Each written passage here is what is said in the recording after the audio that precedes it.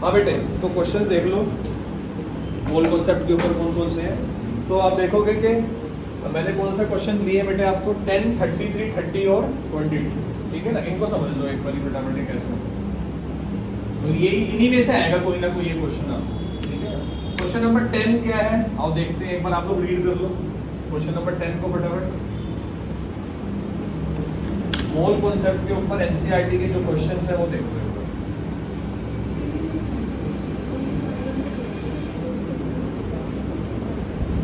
ठीक है, तो देखो बच्चों क्वेश्चन नंबर 10 में क्या बोला है बेटे, बात नहीं। क्वेश्चन नंबर 10 में ये बोला है कि अगर मैं आपको 3 मोल इथेन दे दूं, अगर मैं आपको 3 मोल इथेन दे दूं तो उसमें कितने मोल्स होंगे कार्बन के, कितने मोल्स होंगे हाइड्रोजन के, और कितने होंगे नंबर ऑफ मॉलिक्यूल्स। ये क्वेश्चन है।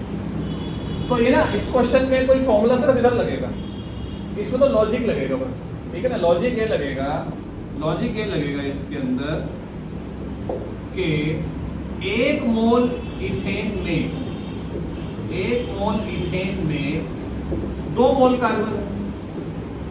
1 मोल इथेन में 2 है ना, क्योंकि उसकी एटॉमिसिटी क्या है 2, मतलब जितना इथेन है उसका डबल कार्बन है, सीधी सीधी सी बात है। तो अगर 3 मोल ले लेता हूं मैं इथेन, 3 मोल इथेन ले लूंगा तो उसमें कितने होंगे 2 × 3 यानी कि 6 मोल कार्बन होंगे बस। कितना सिंपल है देखो। वैसे क्वेश्चन पढ़ते तो आपको लगता है बड़ा अजीब सा लग रहा है, लेकिन अब देखो कितना आसान है, बहुत ज्यादा आता है, काफी आ रहे पेपर के अंदर, ठीक है ना। अच्छा, इसका अगला पार्ट का आंसर बताना जरा, गॉगली हो जाएगा अब तो ये 18 मोल, ठीक है ना। ऐसे ही 18 के हाजन में कितने आ जाएंगे 18, क्योंकि हम ये बोलेंगे कि 3 मोल इथेन में, 3 मोल इथेन में 6 का फैक्टर है ना, तो 3 से मल्टीप्लाई कर, यानी कि क्या हो जाएंगे 18 मोल्स ऑफ हाइड्रोजन। और नंबर ऑफ मॉलिक्यूल्स की बात करूं तो नंबर ऑफ मॉलिक्यूल्स निकालने के लिए सिर्फ तीसरा फॉर्मूला आप लगा सकते हो। नंबर ऑफ मोल, तीसरा फॉर्मूला क्या था, number of moles into Avogadro number, ठीक है ना। नंबर ऑफ मोल्स कितने हैं 3, एवोगैड्रो की वैल्यू कितनी है, ठीक है ना। आंसर कितना आ गया, ठीक है ना। नोट कर लो बेटा, फटाफट नोट कर लो, important questions of NCERT chapter 1, फटाफट नोट कर लो।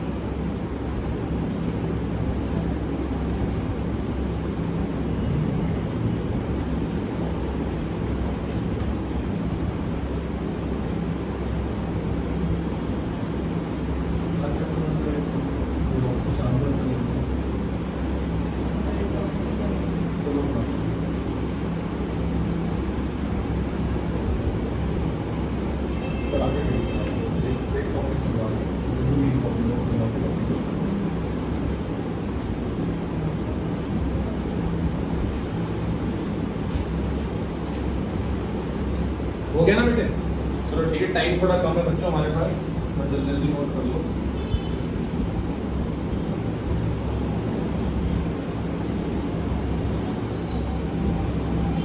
ठीक है, अब देखो बेटे एक बार क्वेश्चन नंबर 33। क्वेश्चन नंबर 33 बिल्कुल आसान है। क्वेश्चन नंबर 33 में 3 पार्ट्स हैं। जो पहला पार्ट है इसके अंदर, उसमें बोल रहा है 52 मोल्स ऑफ आर्गन में कितने एटम्स होंगे।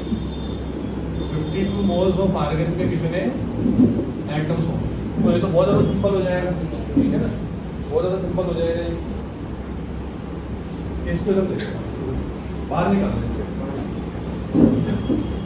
तो 52 मोल्स ऑफ आर्गन में कितने एटम्स होंगे बेटे? 52 मोल्स ऑफ आर्गन में कितने एटम्स होंगे?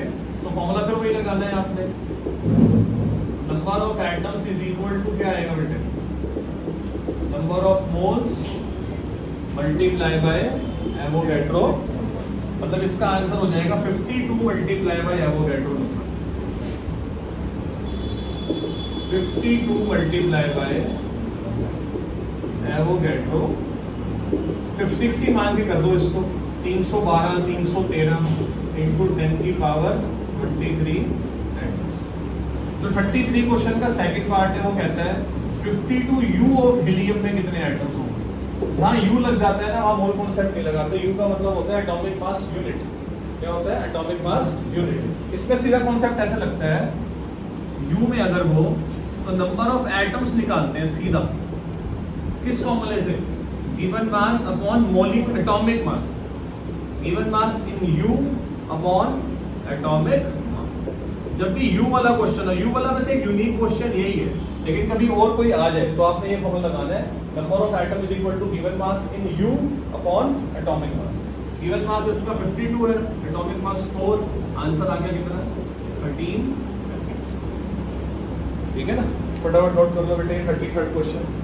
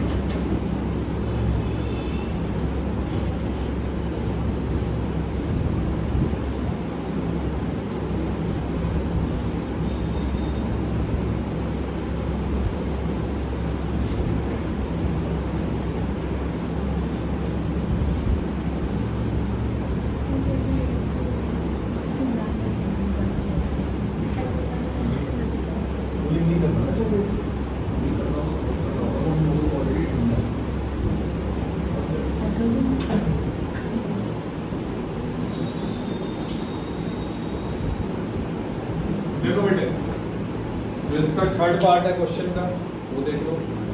क्वेश्चन का जो थर्ड पार्ट है वो ऐसे है कि 52 ग्राम ऑफ हीलियम में कितने एटम्स होंगे। तो 52 ग्राम ऑफ हीलियम में कितने एटम्स होंगे? 52 ग्राम के लिए आप वो मेन फॉर्मूला लगाओ जो सबसे कहा था कि सबसे मेन फॉर्मूला होता है number of atom equal to given mass upon molar mass into Avogadro, 52 upon 4 into Avogadro, यानी कि आंसर कितना आ गया? 78 इंटू 10 की पावर 23 एटम्स। ठीक है ना, सबसे अच्छा क्वेश्चन था 33। पेपर में आने के बहुत चांसेस रहते हैं, इसके तीनों पार्ट करा दिए। पेपर में आने के चांसेस ज़्यादा क्यों रहते हैं? क्योंकि ये 3 मार्क में बड़ा अच्छा क्वेश्चन बन जाता है, एक मार्क के सारे पार्ट बन जाते हैं। और फटाफट क्वेश्चन नंबर 30 और 22 देख लो।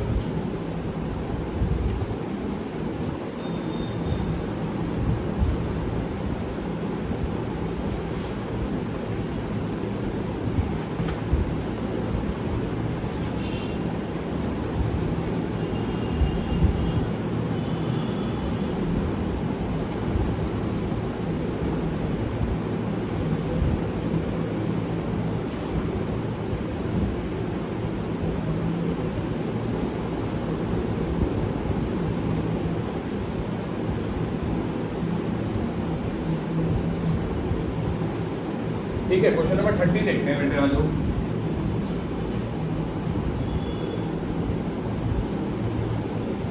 एक बार देखना बेटे, क्वेश्चन नंबर 30 वो कार्बन वाला ही है ना। तो क्वेश्चन नंबर 30 में क्या बोला है कि एक एटम ऑफ कार्बन का मास निकालो, एक एटम ऑफ कार्बन का मास निकालो। तो आपने ऐसा बोलना है सिंपली, अगर एक एटम का मास निकालना है ना तो एक फॉर्मूला याद रख लो, ये मेरा 6th फॉर्मूला हो जाएगा। एक एटम का या एक मॉलिक्यूल का मास निकालना हो तो फॉर्मूला लगा दो atomic mass upon Avogadro number, atomic mass upon Avogadro.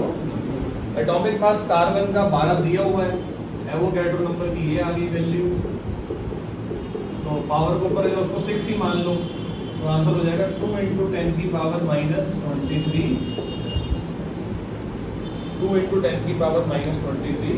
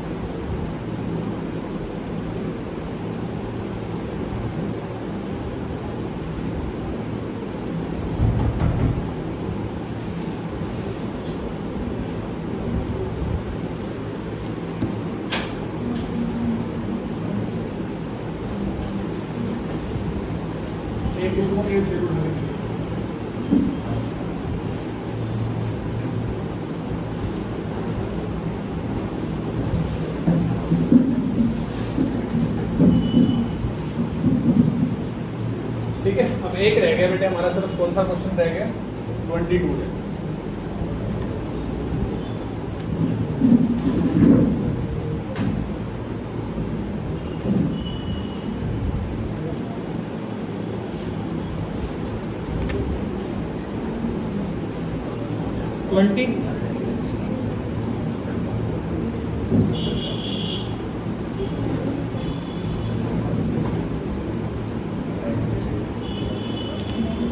अच्छा वो 28 है, ये क्वेश्चन 28 है, 28 क्वेश्चन देख लो।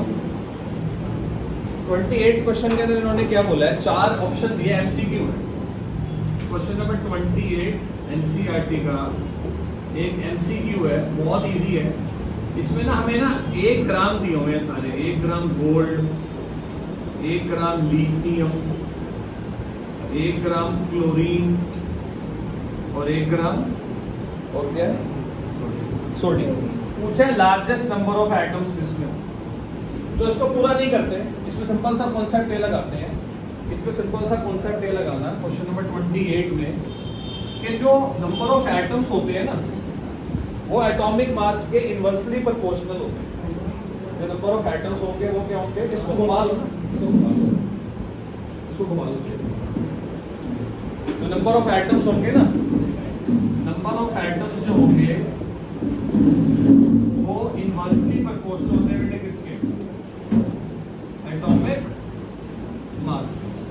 तो नंबर ऑफ एटम्स जो है, एटॉमिक मास सबका बता देता हूं मैं आपको। गोल्ड का 197, लिथियम का 7, क्लोरीन का क्योंकि 2 है तो 71 आ जाएगा, 23। सबसे कम किसका है बेटे, लिथियम का, तो इसका आंसर क्या है लिथियम। बच्चे ज्यादातर क्या करते हैं, सब में निकालने लग जाते हैं बैठ के, तो उसमें तो बहुत टाइम लग जाएगा, given mass upon molar mass into Avogadro करके। तो ऐसा कोई भी एमसीक्यू आ जाता है तो उसमें आप ये दिमाग लगा लो, number of atom is inversely proportional to atomic mass. लेकिन ये कॉन्सेप्ट तब लगेगा जब गिवन मास क्या हो, सेम, ठीक है ना। देन गिवन मास इज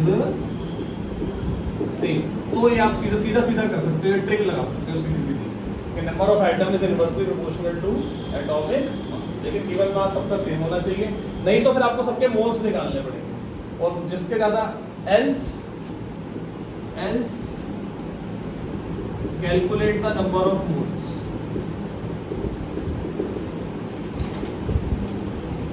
ठीक है ना, और फिर number of moles and number of particles are directly number of moles and number of particles are directly.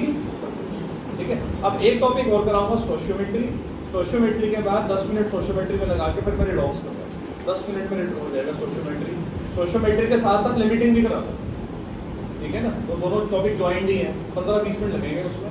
फिर तो आगे के लिए फिर मैं रिडॉक्स का फटाफट आपको एक टॉपिक सबसे इंपॉर्टेंट होता है ऑक्सीडेशन नंबर निकालना, वो आज जो है वो सिखा के भेजूंगा।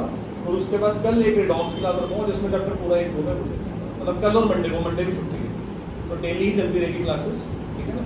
तो ये हो गया बेटा सबका, ठीक है ना, ये हमने कर लिए बेटे एनसीईआरटी के